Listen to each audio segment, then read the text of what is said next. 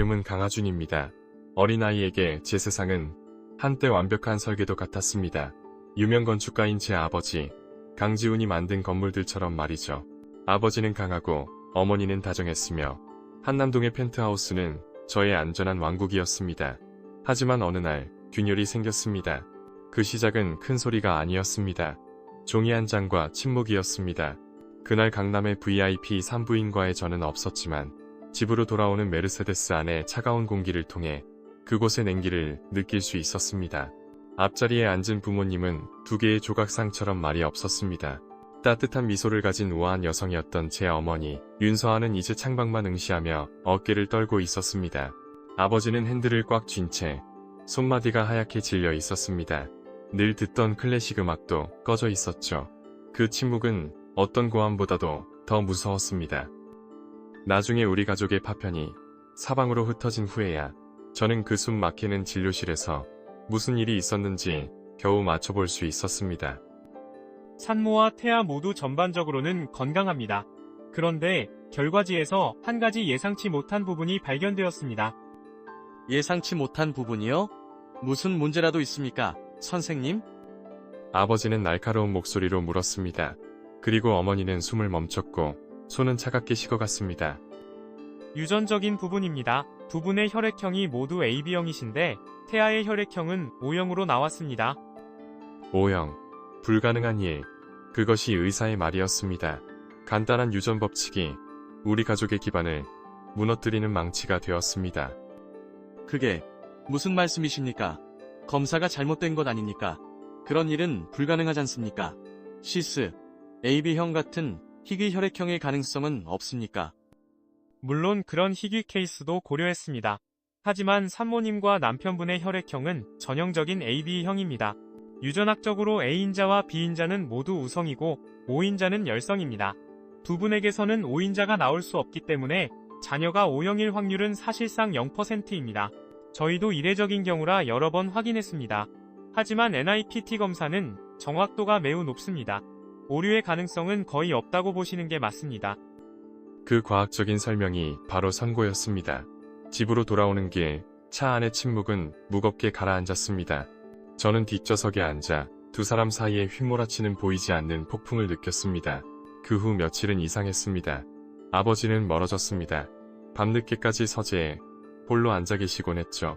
어느 날 저는 호기심에 몰래 들어가 아버지가 작은 지퍼백을 뚫어지게 쳐다보는 것을 보았습니다. 안에는 닫아 남은 시각공초가 들어 있었습니다. 저는 그 시간을 기억합니다. 아버지의 사업 파트너이자 가장 친한 친구인 현우 삼촌이 집에 왔다가 두고 간 것이었죠. 제가 그걸 주워서 아버지께 드렸습니다. 그때는 제가 좋은 일을 했다고만 생각했습니다. 제가 무심코 아버지께 가장 잔인한 진실을 확인할 무기를 건네주었다는 사실을 전혀 몰랐습니다. 여보, 병원에서 실수한 걸 거예요. 그렇죠? 제발, 뭔가 잘못됐다고 말해줘요. 어머니가 애원하는 목소리가 들렸습니다. 하지만 대답은 침묵뿐이었습니다. 아버지는 더 이상 어머니의 목소리를 듣지 않았습니다. 아버지는 다른 곳, 사설 DNA 검사센터를 향하고 있었습니다. 아버지의 손에는 제가 건네준 우리 세계를 불태울 증거가 담긴 지퍼백이 들려 있었습니다. 99.99%. 그 숫자는 제가 읽은 종이 위에 있지 않았습니다. 그 운명의 밤, 집에 돌아온 아버지의 눈빛에 새겨져 있었습니다. 제 안에 모든 것이 움츠러들었습니다. 저는 제 방에 숨어 문틈으로 밖을 엿보았습니다. 어머니는 하얀 백합을 화병에 꽂고 있었습니다. 아버지를 보자 억지로 미소를 지으며 돌아섰습니다. 위태롭고 절망적인 미소였습니다. 어서 와요, 여보. 오늘 일찍 왔네요. 아버지는 대답하지 않았습니다. 대리석 테이블 위로 서류 봉투를 던졌습니다. 건조하고 차가운 소리가 났습니다. 저는 어머니의 눈이 커지고 침부 확률 0%라는 글자를 보자 얼굴이 종이장처럼 하얗게 질리는 것을 보았습니다.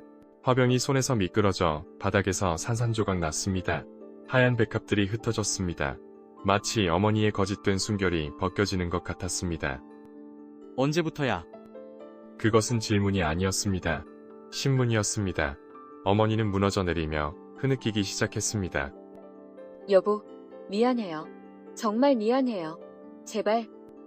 언제부터냐고 물었어. 변명 말고 사실을 말해. 한 번뿐이었어요. 정말이에요. 실수였어요. 그날, 부산에서. 열린 문틈으로 저는 어머니가 부산 출장과 축하 파티, 그리고 아버지가 서울로 먼저 돌아와야 했던 날에 대해 이야기하는 것을 들었습니다. 어머니는 그날 밤 현우 삼촌과 단둘이 남게 되었고 술에 취해 실수를 저질렀다고 말했습니다. 실수? 단 한 번? 아직도 내가 그걸 믿을 거라고 생각해? 실수는 커피를 쏟는 게 실수고 길을 잘못 드는 게 실수지. 10년지기 남편의 가장 친한 친구와 침대에서 뒹구는 걸 넌 실수라고 부르나? 정말이야, 여보, 제발 믿어줘요. 그날 이후로는 아무 일도 없었어요. 내가 언제부터 최현우 사무실에 녹음기를 설치했는지 알아? 당신이 부산에서 그와 함께 밤을 보낸 다음 날부터야. 당신의 목소리가 그날 밤 유난히 이상했거든. 내 감이 틀린 적이 없지. 어머니의 울음소리가 멎었습니다. 저 역시 숨을 멈췄습니다. 제 침착한 아버지가 그렇게 무서운 일을 하셨다니요. 후회 안 해. 서아야? 후회는 무슨. 들킬 뻔한 게 후회되지. 이 목소리, 당신 목소리 맞지? 당신들이 나눈 시시콜콜한 대화, 다음을 기약하는 약속들, 전부 다 내 손에 있어. 그런데도 단 한 번의 실수라고? 나를 끝까지 기만할 셈인가? 모든 것이 무너졌습니다.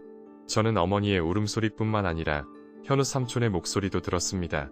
저를 목마 태워주고 아이스크림을 사주던 그 삼촌의 목소리를요. 배신감은 부모님의 다툼보다 더 아팠습니다. 제 세계는 금이 간 것이 아니라 완전히 산산조각 났습니다. 아버지는 스마트폰을 꺼냈습니다.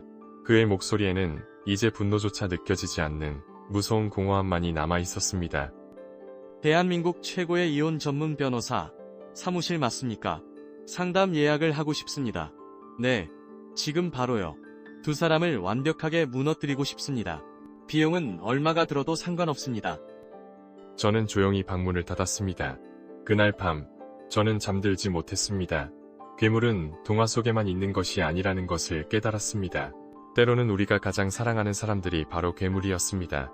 아버지의 복수는 요란한 분노가 아니었습니다. 그것은 정교하게 짜인 차갑고 정확한 연극이었습니다. 그리고 주무대는 가장 화려한 곳이었습니다. 몇 주 후, 아버지는 저를 권위 있는 건축 시상식에 데려갔습니다. 어머니도 그곳에 계셨습니다. 야이고 창백한 모습으로요. 현우 삼촌과 그의 아내 수진 이모도 같은 테이블에 앉았습니다. 공기는 칼로 뺄 수 있을 만큼 팽팽했습니다. 모두가 웃고 있었지만 아무도 서로의 눈을 마주치지 않았습니다. 아버지와 현우 삼촌의 이름이 올해의 프로젝트상 수상자로 호명되었습니다. 두 사람은 함께 무대에 올랐습니다. 현우 삼촌이 먼저 감사를 표하며 연설을 시작했습니다. 하지만 아버지 차례가 되었을 때 그는 감사 인사를 하지 않았습니다. 그는 청중을 그리고 어머니와 현우 삼촌을 똑바로 쳐다보았습니다. 오늘 밤 저는 건축 대신 유전학에 대한 이야기를 하고 싶습니다. 아버지는 소름 끼치도록 침착한 목소리로 시작했습니다. 두 AB형 부모 사이에서 O형 아이가 태어나는 이야기입니다. 의학의 기적일까요? 아니면 뻔뻔한 배신일까요? 객석은 물을 끼얹은 듯 조용해졌습니다. 모든 시선이 우리 테이블로 쏠렸습니다. 그리고 이 이야기를 증명하기 위해 아버지는 말을 이었습니다. 저는 하나의 숫자를 가지고 있습니다. 아주 정확한 숫자죠. 그의 뒤, 원래는 설계도를 비추던 거대한 스크린이 갑자기 밝아졌습니다. 그 위에는 건물이 아닌 DNA 검사 결과지가 있었습니다. 현우 삼촌의 이름과 친부 확률 99.99% 라는 글자가 화면을 가득 채웠습니다. 객석 곳곳에서 숨을 들이마시는 소리가 들렸습니다. 저는 현우 삼촌이 얼어붙은 채 얼굴이 하얗게 질리는 것을 보았습니다. 어머니는 고개를 숙인 채 어깨를 떨고 있었습니다. 삼촌의 아내인 수진 이모는 스크린을 뚫어지게 쳐다보았습니다. 얼굴은 무표정했지만 눈은 불타고 있었습니다. 이것은 복수가 아니었습니다. 공개 처형이었습니다. 결과는 홍수처럼 빠르게 닥쳤습니다. 저는 그 후에 미친 듯한 전화 통화들을 기억합니다. 지훈아, 강지훈, 너 지금 뭐하는 짓이야? 이게 다 무슨 일이냐고. 내 전화기에 대고 소리 지르지 마. 현우야, 그럴 자격 너한테는 없어. 만나서 얘기해. 오해가 있는 거야. 제발, 지훈아.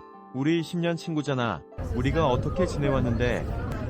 20년 우정, 그 우정을 네가 내 아내의 침실에서 끝냈잖아. 우린 법정에서 만나게 될 거야. 아, 내 아내도 곧 소장을 보낼 테니 유능한 변호사나 선임하는 게 좋을 거다. 다음은 수진 이모의 전화였습니다. 그녀의 목소리에는 눈물이 아닌 차가운 해방감만이 있었습니다. 강지훈 씨 되시죠? 이수진입니다. 모든 걸 봤습니다. 고맙습니다. 제가 오랫동안 찾아 헤매던 이유를 강지훈 씨 덕분에 찾게 됐네요. 이제 제 아이들을 그 사람에게서 지킬 명분이 생겼군요. 아버지는 이겼습니다. 그는 현우 삼촌의 모든 것을 파괴했습니다. 경력, 가정, 명예를. 그리고 그는 우리 집의 차가운 소파에 웅크리고 있는 어머니에게로 돌아왔습니다. 여보, 돌아왔군요. 아버지는 테이블 위에 2장의 서류를 올려놓았습니다. 서명해. 이게 뭐예요?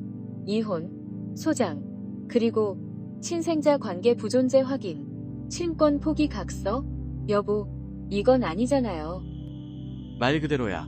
당신과는 이혼하고 뱃속의 아이와는 어떤 법적 관계도 맺지 않겠다는 뜻이지. 그 아이는 내 아이가 아니니까. 안 돼요, 여보. 제발. 아이는 죄가 없잖아요. 제가 다 잘못했어요. 저를 벌하세요. 아이한테는 이러지 마세요. 물론 아이는 죄가 없어. 하지만 당신과 최현우가 저지른 일의 결과지. 이제 그 결과에 대한 책임은 당신들 둘이서 온전히 짊어져야 할 거야. 아이 아빠가 필요하면 최현우를 찾아가. 당신들 두 사람이 망가뜨린 2개의 가정의 폐허 위에서 새로운 가정을 꾸려보도록 해. 어머니는 떠났습니다. 현우 삼촌은 파산했습니다. 수진 이모는 아이들과 모든 재산을 지켰습니다. 모든 것이 아버지의 시나리오대로였습니다. 저는 어머니를 마지막으로 한 번 더 보았습니다. 우리가 잠시 머물던 호텔 로비에서 어머니는 아버지를 기다리고 있었습니다. 출산 후 야이고 초라해진 모습으로 아기를 안고 있었습니다. 제 이부동생이었습니다. 여보, 아니, 지훈 씨. 제발, 마지막 부탁이에요. 우리 아기, 한 번만 봐주세요. 사진이라도. 이 아이는 아무 죄가 없잖아요. 당신 눈을 정말 많이 닮았어요. 우리가 사랑했던 때의 당신 눈을요. 어머니는 아기 사진이 담긴 휴대폰을 떨리는 손으로 내밀었습니다. 하지만 아버지는 쳐다보지도 않았습니다. 내 눈. 당신은 다른 남자의 아이를 품에 안고 내 눈을 보며 웃었어. 그 모든 순간이 거짓이었는데 감히 우리의 과거를 입에 담지 마. 그 아이는 내 아이가 아니야. 죄가 없겠지. 하지만 내 책임도 아니야. 그 아이는 당신과 최현우가 저지른 짓의 결과물일 뿐이야. 다시는 내 앞에 나타나지 마. 아버지는 돌아섰습니다. 어머니는 그 자리에 주저앉아 소리 없이 울었습니다. 어머니는 작은 상자 하나를 남기고 갔습니다. 아버지는 열어보지 않았습니다. 여행 가방 가장 깊숙한 곳에 던져넣고 잠가버렸습니다. 몇 년 후 제주도 바닷가의 작은 집에서 살게 되었을 때 저는 그 상자를 발견했습니다. 호기심에 자물쇠를 열었습니다. 안에는 JHSA가 새겨진 낡은 은팔찌와 희미한 초음파 사진 한 장이 있었습니다. 죽어버린 한 가족의 기억이었습니다.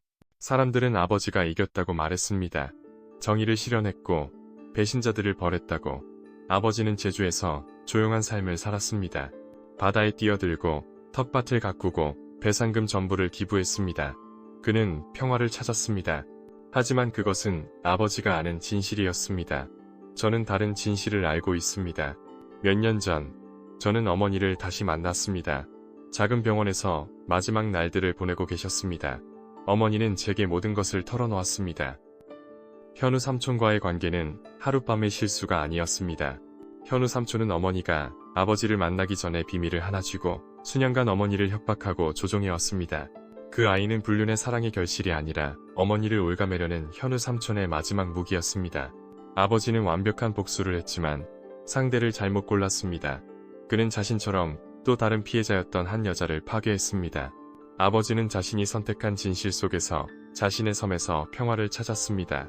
그리고 저는 결코 말할 수 없는 다른 진실의 무게를 짊어지고 살아갑니다. 아버지의 제주도 정원에는 이런 글귀가 새겨진 돌이 있습니다. 끝까지 지켜야 할 것은 사랑이 아니라 나 자신의 존엄이었다. 아버지는 자신의 존엄을 지켰습니다.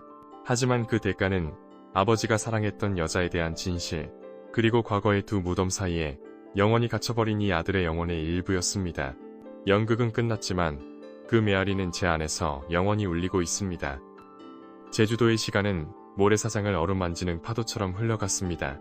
제 아버지 강지훈은 진정한 평화를 찾은 듯 보였습니다.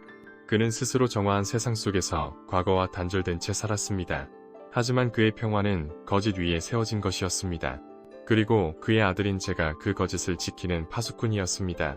어머니에 대한 진실의 무게는 제 안에서 날마다 커져갔고 저의 침묵을 또 다른 형태의 배신으로 만들었습니다. 어느 날 저녁, 노을이 바다를 보라색으로 물들일 때 우리는 나란히 툇마루에 앉아 있었습니다. 아버지는 짙은 색 현무암이 놓인 정원을 바라보았습니다. 가끔 저 둘을 본단다. 나 자신의 존엄. 모든 것이 무너졌을 때 남는 유일한 것이지. 하준아, 나는 그걸 지켜냈어. 그게 나의 유일한 승리다. 바로 그 말이 제 안의 침묵의 둑을 무너뜨렸습니다. 승리라고, 다른 희생자를 파괴하며 얻은 승리. 저는 더 이상 견딜 수 없었습니다. 아버지, 저는 떨리는 목소리로 시작했습니다. 만약 그 존엄성이 불완전한 진실 위에 세워진 것이라면요. 아버지는 저를 돌아보았습니다. 그의 눈빛에 의아함이 스쳤습니다. 무슨 말이니? 저는 깊은 숨을 들이마셨습니다. 몇 년 전 어머니가 돌아가시기 전에 제가 어머니를 만나러 갔었어요. 아버지의 얼굴에 깃든 평화의 금이 같습니다. 그는 어머니의 마지막 날들에 대해 한 번도 묻지 않았습니다. 아버지에게 어머니는 DNA 검사 결과지를 테이블에 던졌던 그 밤에 이미 죽은 사람이었으니까요. 어머니가 모든 걸 말씀해 주셨어요. 저는 말을 이었습니다. 현우 삼촌에 대한 이야기요. 그건 실수가 아니었어요. 불륜도 아니었고요.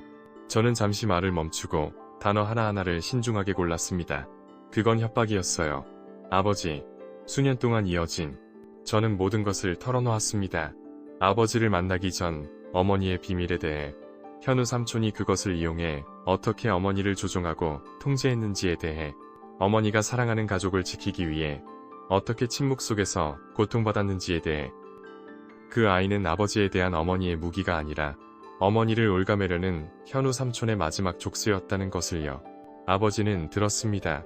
그의 얼굴에서 침착함이 서서히 사라졌습니다.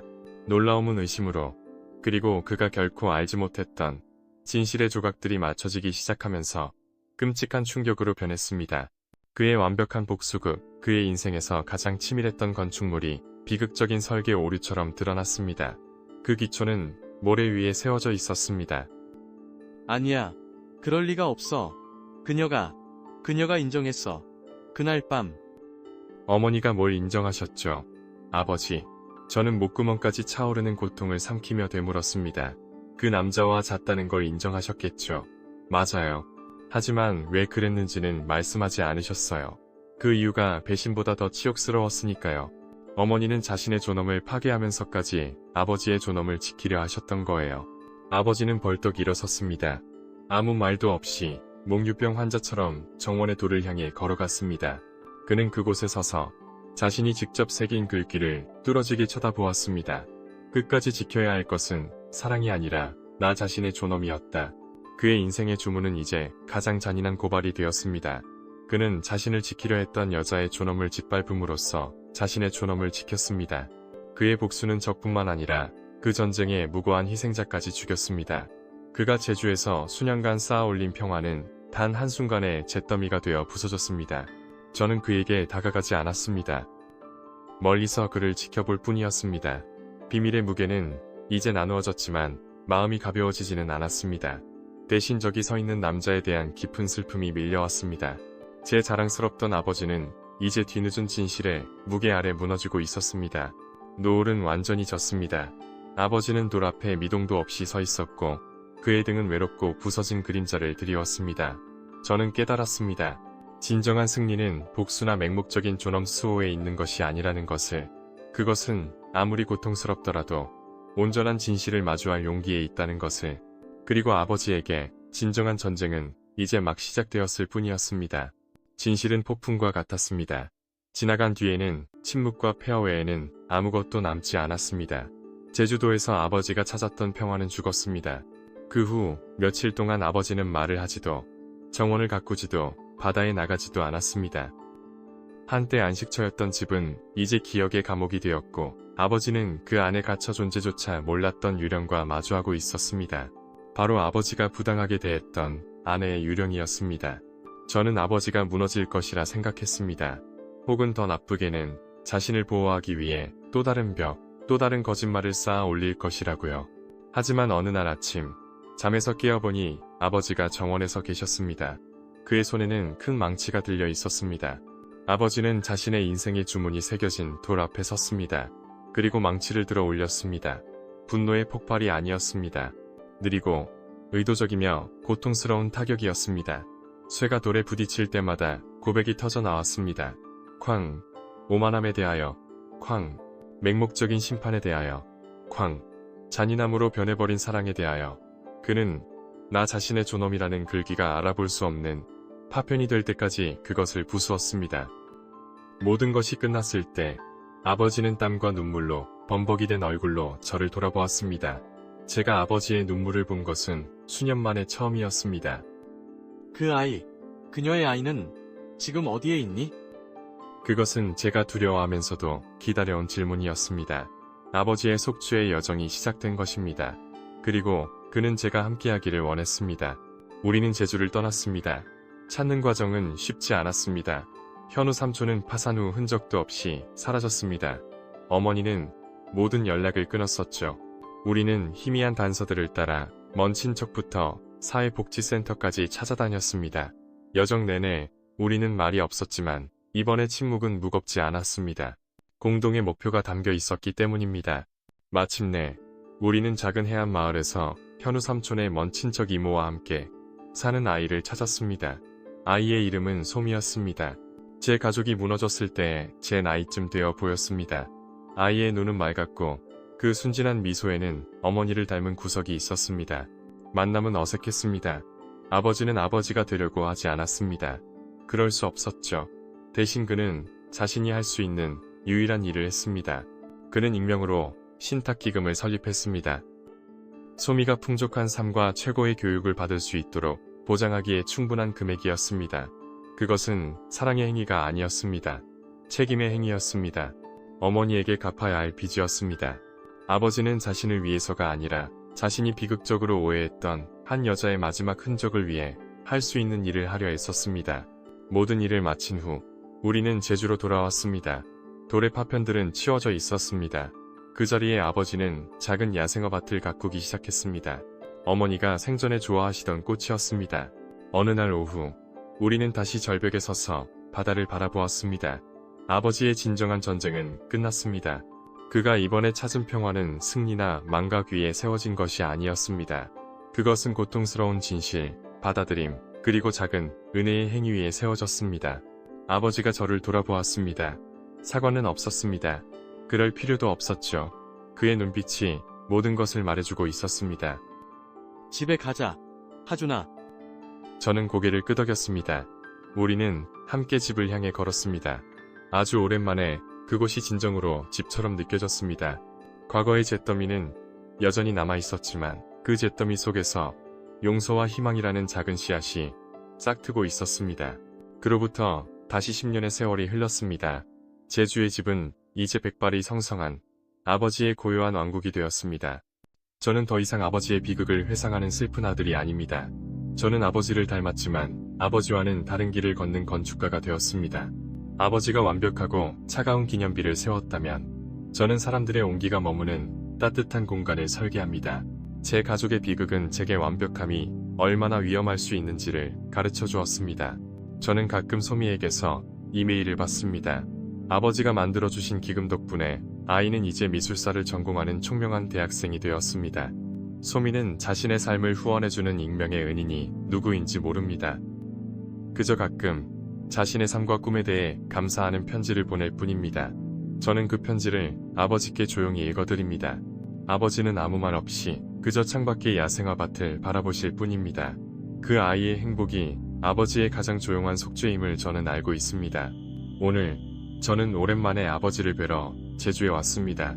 아버지는 예전에 그 돌이 있던 자리에 피어난 야생화밭에 물을 주고 계셨습니다.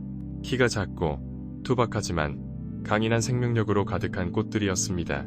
한때 아버지를 상징했던 것은 거대하고 깨지지 않을 것 같던 현무암이었지만 이제 아버지를 상징하는 것은 이 작고 불완전한 꽃들입니다. 아버지는 저를 보시고는 희미하게 미소 지으셨습니다. 우리는 더 이상 과거에 그 무거운 이야기를 하지 않습니다. 그럴 필요가 없습니다. 모든 상처와 진실은 이제 저희 관계에 말없는 기반이 되었기 때문입니다. 제가 아버지 곁으로 다가가자 아버지는 허리를 펴고 이마에 땀을 닦으셨습니다. 꼭 네 어머니가 좋아하던 꽃들이지. 제멋대로 자라지만 그래서 더 아름다워. 저는 고개를 끄덕이며 만개한 꽃들을 바라보았습니다. 그리고 문득 깨달았습니다. 아버지가 마침내 찾아낸 존엄은 복수나 성공 혹은 자존심이 아니었습니다. 그것은 실수를 인정하고 책임을 지고 잿더미 속에서도 작은 생명을 기꺼이 가꾸는 마음이었습니다. 정말 아름답네요. 아버지. 제가 말했습니다. 아버지는 저를 보며 수십 년의 고통과 후회 그리고 마침내 얻은 평화가 담긴 눈으로 웃으셨습니다. 완벽하진 않지. 하지만 살아있잖니. 네, 살아있었습니다. 우리 모두는 살아남았습니다. 그리고 그것으로 충분했습니다. 하늘은 맑았고 바닷바람은 따뜻했습니다. 제 마음속 길었던 드라마가 마침내 조용히 막을 내렸습니다.